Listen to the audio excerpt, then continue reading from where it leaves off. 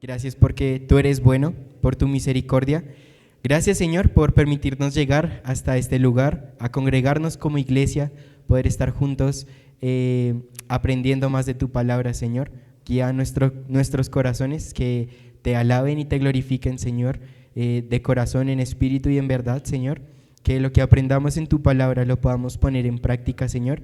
Gracias por los hermanos que han podido llegar. Te clamamos por aquellos que no han podido llegar, que están en camino, Señor. Por favor, es nuestro anhelo que seas tú guardando su camino hasta acá, que podamos reunirnos como hermanos. Y aún los que están afuera, los que están viajando, Señor, también te rogamos por su protección, que ellos también puedan, pues bueno, seguir glorificando tu nombre en el lugar en donde estén.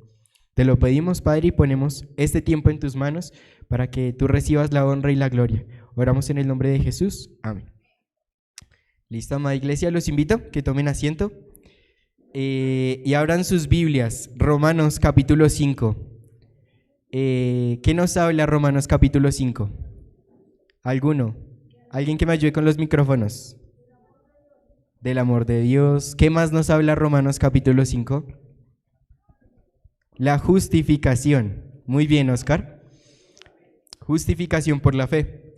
Vamos a leer, los invito a Romanos capítulo 5, versículo 1. Entonces todos, Luisa, Dani, busquen en Biblias Romanos capítulo 5, versículo 1. Vamos a leer este versículo y estamos explicando diferentes palabras que nos fortalecen el conocimiento en la palabra, y la palabra que vamos a estudiar hoy es justificación. Entonces, ¿qué es la justificación?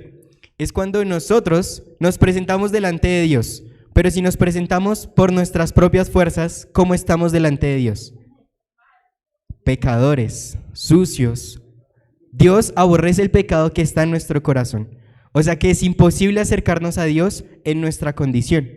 Pero por eso, acá en Romanos capítulo 5, versículo 1, nos habla algo importante. Justificados, pues, por la fe, tenemos paz para con Dios, por medio de Jesucristo, por medio de nuestro Señor Jesucristo, perdón. Y bueno, ¿qué significa esto? Resulta que hay alguien que sí vivió de forma justa, perfecta, recta y santa delante de Dios durante toda su vida. ¿Quién es? Uy, no escuché. ¿Quién es? Nuestro Señor Jesucristo, el Hijo de Dios, se hizo carne. Dios mismo se humilló siendo en forma de siervo, y pues hasta tal punto de morir en la cruz por nosotros. Y al morir en la cruz por cada uno de nosotros, al pagar los pecados, ¿nosotros qué merecemos delante de Dios? El infierno, la muerte, el castigo eterno, separados de Dios por la eternidad. Pero ¿a qué punto voy? Y es, si yo soy merecedor de eso, Cristo cargó sobre su cuerpo, sobre el madero, nuestros pecados. La condenación que yo merecía, Cristo la llevó sobre la cruz. Por eso tenemos esperanza. La fe solamente es un medio, es como lo que nos conecta, lo que nos lleva. Y aún la fe no proviene de nosotros. Dios mismo es quien nos da esa fe para que nos acerquemos delante de Él. Entonces, eso es solamente un regalo de Dios. El ser justificados delante de Él es por medio de Jesucristo únicamente, porque ante Él somos pecadores. Pero al creer en Cristo, que murió por nosotros y resucitó de los muertos, somos justificados, porque Él ya pagó el precio. ¿Fue algo fácil? No. ¿Qué tuvo que sufrir Cristo? Ayúdenme con micrófonos. ¿Alguien? ¿La muerte? Gerson está por allí levantando la mano. Sufrió dolores. Dolores. ¿Qué más sufrió Cristo por amor a nosotros? A ver, Pepe, por acá adelante. ¿Cómo dijiste? Fue crucificado. Hermanita Luz Marina. El vituperio. El vituperio. ¿Qué es eso de vituperio? Explícanos. El vituperio es rebajar a una persona a lo máximo como ser humano. Ok. Se bajó hasta lo máximo. Para Carmenita Eulalia, por último. Bueno, vimos cómo se burlaban de él, blasfemaban en contra de él, le taparon su rostro, lo golpearon, lo abofetearon, le dijeron, profetiza, ¿quién fue el que te golpeó? Cristo lo sabía, pero la palabra nos dice que enmudeció como un cordero hacia el matadero, por amor a nosotros. Esto es la justificación, que Cristo tomó el lugar nuestro. Cristo vivió una vida justa, perfecta, santa delante de Dios.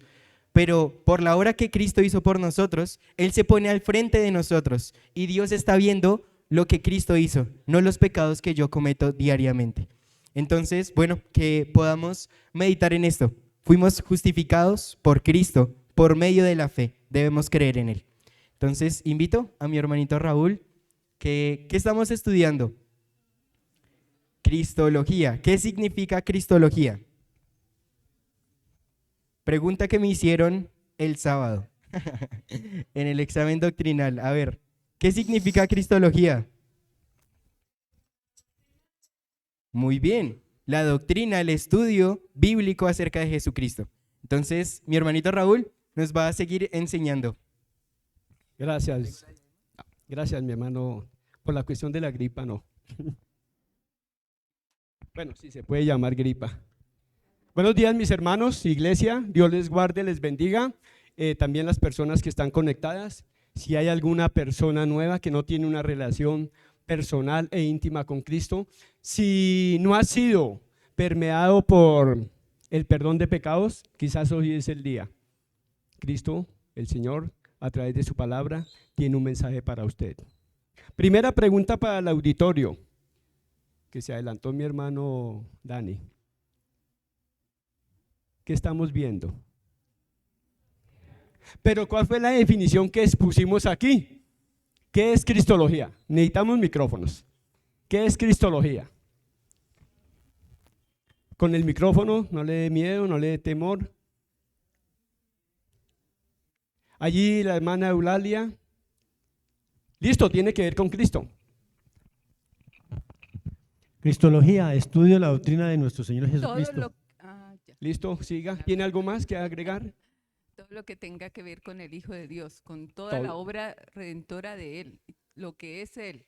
Listo, la ya persona de Jesucristo. Le agregamos algo más. La obra. Mi hermana Jacqueline. Reconocer la profundidad y la magnitud de la persona y obra de Cristo. Ese es el propósito al estudiar cristología. ¿Sí, mi hermana? ¿Y qué tiene que ver con su vida, su obra, sus milagros, su muerte, su resurrección? Eso es lo que es cristología, la persona de Cristo. Lo envolvemos en una sola palabra, la persona de Cristo. ¿Y cuál fue el primer tema que vimos en la primera clase hace 15 días?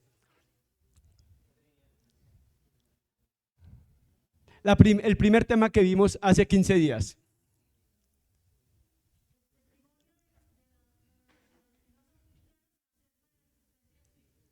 El testimonio de los que no son cristianos. ¿Y eso cómo lo llamamos? Ahí hay una mano. Gracias, mi hermana, se está acercando. Cristo en la historia.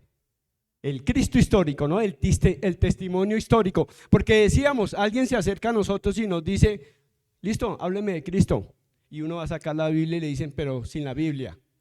Entonces, aparentemente vamos a quedar desarmados. Pero recurrimos a la historia y encontramos elementos importantes para decir, definitivamente Cristo sí estuvo aquí en la tierra. Y hace 8 días, ¿cuál fue el tema? La Trinidad. ¿Cuál Trinidad? ¿Cuáles 3 personas? Padre, Hijo y Espíritu Santo. Que tienen que ver con el Padre, el Hijo y el Espíritu Santo. Y uno de ellos es el Hijo, que se llama Cristo. ¿Listo? Bienvenidos. Quiero que miremos rápidamente allí en Génesis capítulo 1 y miremos, esto es para redondear, si se puede decir, condensar el término Trinidad, que recordemos que no aparece en la Biblia, pero hay muchos elementos, muchos versículos que nos hablan de él. En el principio, dice Génesis 1:1, creó Dios, y aquí vemos que Dios está en plural, no está diciendo 3 dioses. Está diciendo y nos está significando 3 personas. Elohim, la palabra en griego, quiere decir plural. Entonces ahí vemos que dice, creó Dios, que está en plural, Pero luego vemos el verbo crear, que está en singular. Creó Dios. ¿Listo? Ahí estamos viendo las tres personas en la acción de la creación. Vamos más adelante y en Génesis 1, 26, 27 dice, dijo Dios, hagamos. Y ahí vemos el verbo hacer. ¿En qué tiempo está? ¿Y en qué el número? ¿Singular o plural? Singular. No, está en plural. Hagamos. Hagamos, ¿cierto? Entonces es más de una persona que está. No está con los ángeles. Está el Padre, el Hijo y el Espíritu Santo. Y luego dice, y creó, singular, Dios al hombre. Tenemos que pasar unas hojas, me regala la siguiente, y vamos a llegar al Nuevo Testamento, en el bautismo que ustedes los veían hace 8 días. Están las tres personas. El Hijo ora, eso está en Lucas 3:21, el Hijo ora, el Espíritu Santo desciende y el Padre habla. ¿Y qué es lo que dice? Alguien que por favor nos lea Lucas 3:21, 22. ¿Listo? Gracias, mi hermana. Dice, aconteció que cuando todo el pueblo se bautizaba, también Jesús fue bautizado y orando el cielo se abrió y descendió el Espíritu Santo sobre él en forma corporal como paloma y vino una voz del cielo que decía, tú eres mi Hijo amado, en ti tengo complacencia. Gracias, mi hermana. Dice que orando Jesús descendió el Espíritu Santo como paloma y el Padre da testimonio de que Él es su Hijo amado. Entonces con esto creo que nos queda claro, bueno, claro no, tenemos elementos importantes para ver desde la Biblia que sí hay una Trinidad, Padre, Hijo, Espíritu Santo, y que estamos centrados en este tiempo de hablar de la persona del Señor Jesucristo, una persona que es muy amada, una persona que es muy aclamada, pero también una persona que es muy odiada. Eso vemos en la historia. O si no, cuando salimos a evangelizar, no tenemos problemas cuando estamos hablando de Dios, pero cuando hablamos de Cristo, vamos a tener problemas. Ahora quiero que por favor, alguien del auditorio nos diga qué es un profeta.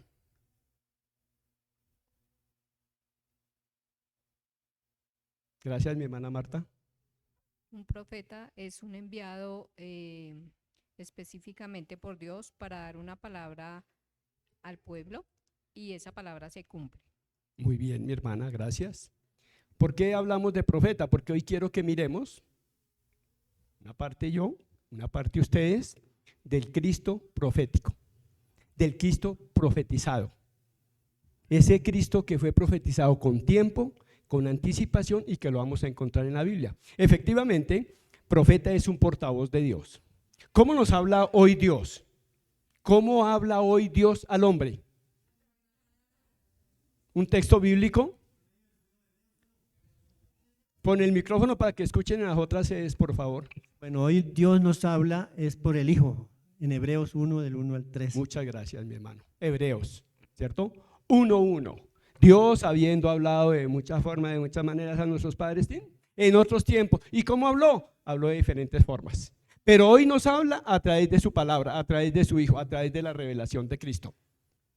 También encontramos palabras, si quiere me regala la siguiente, mi hermano. Atrás. Es que se me adelantó. Encontramos palabras como vidente, también quiere decir profeta. También lo encontramos como atalaya, que quiere decir profeta. También como varón de Dios. Esos nombres son sinónimos de profeta. ¿Y qué es lo que hace un profeta? Traer un mensaje de Dios a los hombres. Y eso se llama profecía. ¿Y qué es profecía? Es ese mensaje que tiene el profeta para Dios, para los hombres, de parte de Dios para los hombres. Nos damos cuenta que en el Antiguo Testamento y hoy hay profetas falsos y profetas verdaderos o pseudoprofetas. Pero aquellos que el Señor tomó, que llamó para que fueran sus portavoces, ellos también están involucrados en cristología. ¿Por qué? Porque ellos con anticipación dijeron muchas cosas, muchas. Y creo que son más de 300 profecías que se cumplen en la persona del Señor Jesucristo. Y esto nos tiene que animar, mis hermanos. Si se han cumplido hasta ahora con la persona de Cristo, esas 300 y más profecías, dadas con mucha anterioridad, pues nos tiene que animar, nos tiene que consolar, porque todo lo que dice la palabra que está por cumplirse, se va a literalmente. ¿Listo? También hay, en cuanto a la profecía, dice que hay predecir. Pasemos a la siguiente, mi hermano. Predecir y proclamar. Entonces, profecía es el mensaje de Dios a los hombres. Pero puede decir única y exclusivamente algo que va a pasar. Y eso es lo que dice la profecía. Quiero que por favor alguien vaya a Génesis capítulo 15, versículo 13. Y vamos a encontrar una declaración, una predicción de parte de Dios a su pueblo Israel que todavía no existe. ¿Qué dice Génesis capítulo 15, versículo 13? Con micrófono, por favor. Gracias, Santiago. ¿Ya? Génesis capítulo 15, primer libro. Entonces Jehová dijo a Abraham, 15:13, por favor. Entonces dijo Jehová a Abraham, ten por cierto que tu descendencia morará en tierra ajena y será esclava allí y será oprimida 400 años. Imagínense, a Abraham hace poco le ha hecho una promesa que tiene que ver con tierra y que tiene que ver con población. Pero ya le está diciendo, le está prediciendo, le está profetizando que ese pueblo, que todavía no está, pero que va a estar en cautiverio 400 años. Y eso lo vimos en el desarrollo cuando el pueblo de Israel entraron 72 personas, si no estoy mal, a Egipto y comenzaron a multiplicarse y después fueron esclavizados. Hay mucho ruido por este lado. También proclamar, y tiene que ver con la voluntad de Dios para el presente. Eso es lo que hace hoy la palabra cuando se expone, es proclamar el mensaje que tiene Dios para el presente. Alguien rápidamente, por favor, primera a los Corintios, primera carta a los Corintios, capítulo 14, versículo 13. 14:3. Primera a los Corintios. ¿Alguien? ¿Alguien para que se gane un punto? Listo, me tocó leerlo. Aquí ya hay un micrófono, mi hermano. Sí, Aquí, por favor. Dice, por lo cual, el que habla en lengua extraña pida en oración poder interpretarla. Mi hermana, aquí. Sí, señora, gracias. Aquí con micrófono. Uno solo. Uno solo, por favor, o una sola. Préseselo aquí a la hermana, porfa. Primera a los Corintios, capítulo 14, versículo 13. Primera Corintios 14:3. Pero el que profetiza habla a los hombres para edificación, exhortación y consolación. Pero el que profetiza habla, gracias mi hermana, tranquilas, ya, respiren, ya, tranquilas. Es lo que dice la palabra. Pero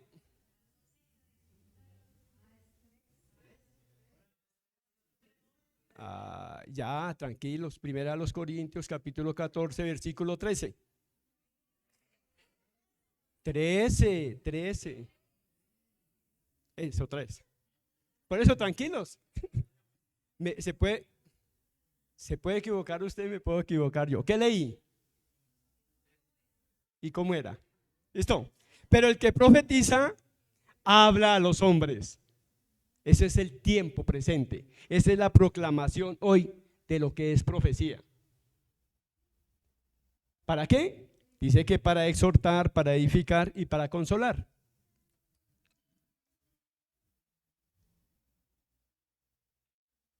Para el tiempo de Jeremías, Isaías, Ezequiel, ¿dónde estaba el pueblo de Israel? Estaba en cautividad. Y ellos hicieron fueron portavoces del Señor para su pueblo, de darles esperanza, no solamente para un presente o para un futuro inmediato, sino para un futuro mucho más lejano, la venida del Señor Jesucristo. Y fue una voz de aliento para ese pueblo, y quizás hoy también la profecía debe animarnos y darnos esperanza, mis hermanos.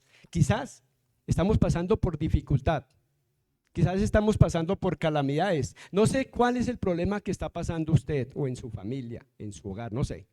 Pero estamos pasando y tendremos que mirar hacia adelante, porque algo nos dice en su palabra que hay un tiempo que viene de refrigerio. Es lo que dice la palabra. Estamos mirando hacia adelante. El pueblo de Israel muchas veces le fue llevada la palabra por su desobediencia, por su forma de actuar. Y estaba leyendo ayer Oseas y uno se da cuenta cómo es el lenguaje que usa el Señor para su pueblo. Y hace la comparación de cómo Él le pide que vaya y se case con una prostituta para decirle al pueblo de Israel: mire cómo se están comportando ustedes. Pero al final hay esperanza para ese pueblo, que esas promesas que el Señor le hizo a su pueblo se van a cumplir en un tiempo, cuando todo Israel va a estar allí en su tierra, y van a gobernar el mundo desde allá, con ese reino que va a ser establecido por el Señor Jesucristo. Entonces, mis hermanos, mirando esto de la profecía, también encontramos profecías que tienen que ver con Jesucristo. Yo solamente voy a desarrollar unas y vamos a hacer un trabajo en equipo. Regáleme la siguiente, mi hermano. Génesis 3:15, ¿quién se lo sabe? Dígalo con micrófono. Ahora la pregunta es, dígalo. Sí. Y pondré enemistad entre ti y la mujer, entre tu simiente y la simiente suya. Tú le herirás la cabeza y él te herirá en el calcañar. Por favor, si lo lee, mejor. Listo. Gracias. Te la pongamos. Dice así: pondré enemistad entre ti y la mujer, y entre tu simiente y la simiente suya. Esta te herirá en la cabeza y tú le herirás en el calcañar. Primera profecía que hay acerca de la persona de Cristo. Si ese versículo no existiera, no habría plan de salvación, no había Biblia, no había redención, no había nada. La pregunta es: ¿cuándo se cumplió eso según la Biblia? Según la Biblia, texto bíblico que nos dice que se cumplió esa profecía de Génesis 3:15. En la resurrección, no. Cuando nació, no. Sí, mi hermano Oscar, gracias. Cuando murió nuestro Señor, vamos a mirar. En Gálatas 4:4 dice, pongan atención, por favor, Gálatas 4:4. Dice: pero cuando vino el cumplimiento del tiempo, Dios envió a su Hijo, nació de mujer, nació bajo la ley. Nació de mujer. Mire que aquí la promesa es que la simiente de la mujer iba a nacer Cristo. Isaías y otros han hablado de una virgen, pero aquí es específico cuando en Gálatas 4:4 dice: llegó el tiempo, se cumplió. Nació de una mujer. Gracias, mi hermano Oscar. Isaías 33:22. Rápidamente, ¿quién lo quiere leer? Y si van alistando los otros textos, mucho mejor. Porque Jehová es nuestro juez, Jehová es nuestro legislador, Jehová es nuestro rey, él mismo nos salvará. Sería un juez, ¿cierto? ¿Y a dónde está el cumplimiento? Vayamos un momentico a Juan capítulo 5 versículo 30 y alguien que no lo lea. Y ahí está el cumplimiento de esa profecía. Juan capítulo 5 versículo 30. Gracias, mi hermano Víctor. Juan 5:30. Dice: no puedo yo hacer nada por mí mismo. Según oigo, así juzgo. Así juzgo. Y mi siga. juicio es justo, Sí. porque no busco mi voluntad, sino la voluntad del que me envió, la del Padre. Solamente Cristo es el juez. Y ahí en Juan nos está diciendo que Él es el único que puede juzgar. ¿Listo? Salmo 69:9, ¿qué dice?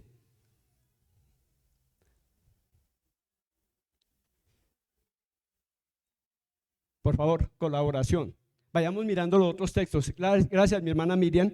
69:9. Parte A.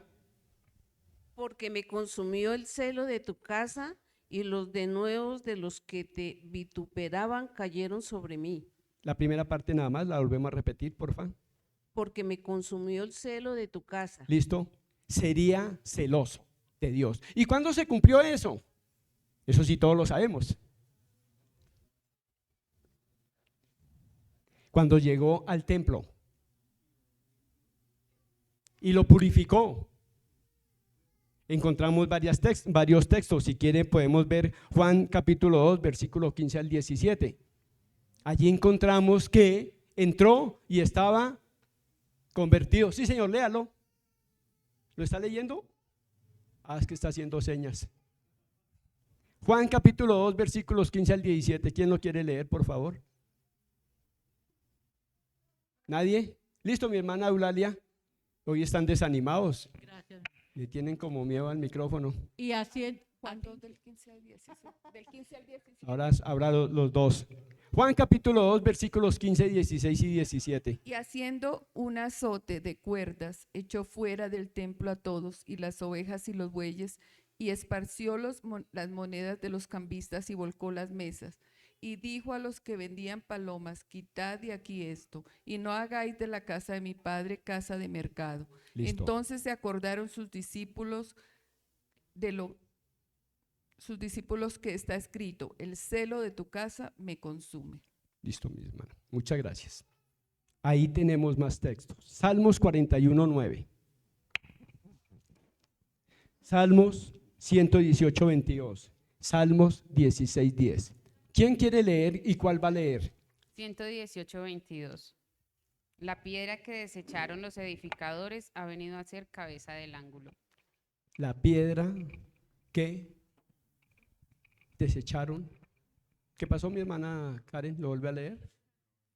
Por favor. La piedra que desecharon los edificadores ha venido a ser cabeza del ángulo. ¿Cierto? Alguien que vaya rápidamente a Lucas, capítulo 20, versículo 18. Ahí está el cumplimiento. Lucas. La piedra que desecharon los edificadores ha venido a ser cabeza del ángulo. Todo el que cayere sobre aquella piedra será quebrantado, mas sobre quien ella cayere le desmenuzará. Muchas gracias. Salmo 41:9. Ese es el más conocido. Gracias, mi hermana Doris García, en la parte de atrás. Bueno, tica mi hermana Doris, primero las niñas. Aún el hombre de mi paz, en quien yo confiaba, el que mi pan comía, alzó contra mí el calcañar. Imagínense, al que le dio de comer en su mano, ese fue el que lo traicionó. ¿Y quién fue? Y lo encontramos en los evangelios. Entonces, mis hermanos, esto solamente es un abrebocas de la cantidad de profecías atinentes al Señor Jesucristo, la persona que queremos estudiar, acercarnos a su estudio. Ese es el Cristo profetizado. Ahora, por favor, quiero su colaboración rápidamente, igual que lo que hemos venido haciendo. Aquí está el hermano Oscar y su grupo. Mi hermano Daniel, ¿dónde está? Mi hermano Daniel está aquí. Mi hermano John, que no está, lo va a reemplazar el hermano Víctor y el pastor. ¿Listo? Alrededor de ellos, y vamos a hacer un trabajo en grupo. Quiero que, por favor, cada uno va a tener una hojita. Perdón, antes de que se levanten. Cada uno va a tener una hojita para que llenen en lo posible esas 20 profecías que tienen que ver con Cristo. En algunas está la primera parte, que es la profecía, y en otras se está buscando cuándo es su cumplimiento. Lo vamos a estar escribiendo. Al final, cada grupo, por favor, nos presenta una hojita de lo que ustedes resolvieron, para continuar con el puntaje. El grupo del pastor Héctor lleva 5 puntos y los otros grupos llevan de a 4 puntos hasta ahora. Al final de este seminario, si se puede llamar, de esta enseñanza, pues va a haber unos premios especiales para ese grupo ganador. Entre esos va a haber una Biblia de estudio. Yo creo que la van a tener que romper como en 20 partes, no sé. Ustedes son cristianos y sabrán qué hacen. ¿Listo? No es por competencia, sino por animar a que estemos investigando, estudiando y anticipándonos a lo que vamos a ver. Entonces ahora sí, por favor, tenemos 20 minutos para desarrollar ese tema. El pastor Héctor, el hermano Oscar, el hermano Daniel y los que estaban con el hermano John. Con el hermano John van a trabajar con el hermano Víctor. Ahí les queda investigación para entre semana. Ojalá que el Señor no venga antes. Si viene antes, pues toca hacer la tarea con Él. Gracias, mis hermanos, por su colaboración. Vamos a orar y continuamos. ¿Listo? Vamos a orar. Gracias. Dios y Padre Celestial, una vez más, Señor, gracias por tu bondad. Gracias por tu gracia, gracias por tu misericordia y gracias por haber enviado a tu Hijo, al Señor Jesucristo. Te hiciste hombre, Señor, en la persona de Cristo para venir y buscar lo que se había perdido. Y nos has encontrado, Señor, nos encontraste. No te buscábamos, Señor. Estábamos alejados de ti, éramos enemigos de ti. Pero a ti te plació, bendito Padre, colocar tus ojos en cada uno de nosotros. Dice tu palabra que nosotros no te elegimos a ti, sino que tú nos elegiste a nosotros. Y nos elegiste con un propósito, que vayamos y demos fruto, y fruto en abundancia. Oramos, Señor, y te pedimos que tu Santo Espíritu siga haciendo su obra de persuasión y de perfección en nuestras vidas.